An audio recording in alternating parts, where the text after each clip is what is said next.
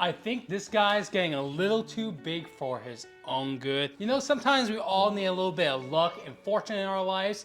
So let's keep the good energy rolling and repot this money tree.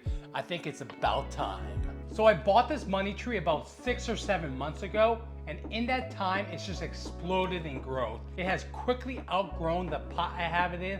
So let's go ahead and upgrade it to a larger home. All right, so here's the bigger pot. As you can see, it's much bigger, and my money tree is gonna have a lot more room to grow. So for this money tree repot, I'm using some cactus soil. Obviously a money tree isn't a cactus, but this soil is gonna have better drainage than other soils. I'm gonna make a couple of adjustments to it to make it more suitable for indoor plants. So I bought this pot I'm using today at Home Goods. This was only $100. If you bought this at like Home Depot or some nursery, you're probably gonna be paying $300 to $400, so I got a real good deal on it. Let's go ahead and fill some of this soil in here. So far, I have it filled about halfway. I'm gonna add a couple of my amendments into this soil. So the first thing I'm adding today is some mycorrhiza. This is going to create a symbiotic relationship between the mycorrhiza, the soil, and the roots. You only need to add 1 to 2 teaspoons of mycorrhiza for every gallon. So the next thing I'm adding to my soil mix for my money tree is some coco coir. Coco coir is going to help with drainage and aeration, basically ensuring that the roots don't become overwatered, and that's also going to help prevent root rot. So coco coir comes in a brick form, so you need to rehydrate it first, but after you rehydrate it, it looks just like this. So let's go ahead, I have about a tub's worth. I'm gonna put that in there and mix that together. Coco coir is also a good substitute for peat moss too.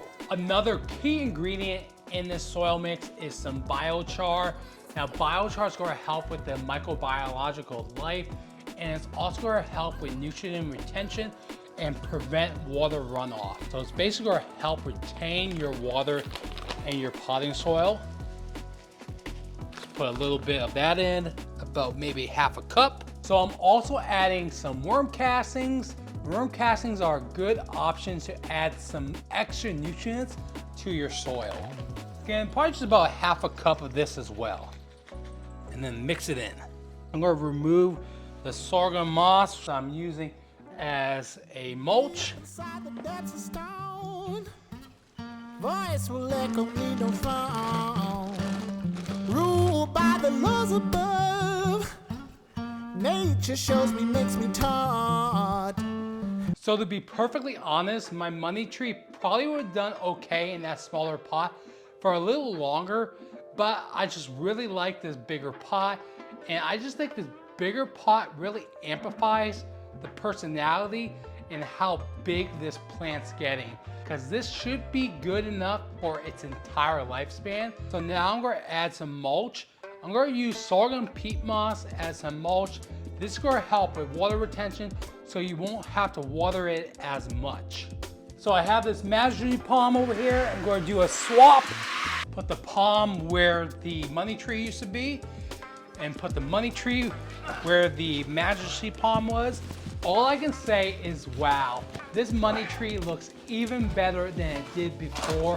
This larger pot has really helped my money tree stand out from the crowd. I'm excited to see how it grows moving forward, but just remember, when you're growing your money tree, make sure you have it in a spot where it's going to get a lot of bright, indirect sunlight, so it can continue growing in a healthy way. If you found any information in this video helpful, please consider leaving a like and subscribing for more gardening and houseplant related videos. Thanks for watching.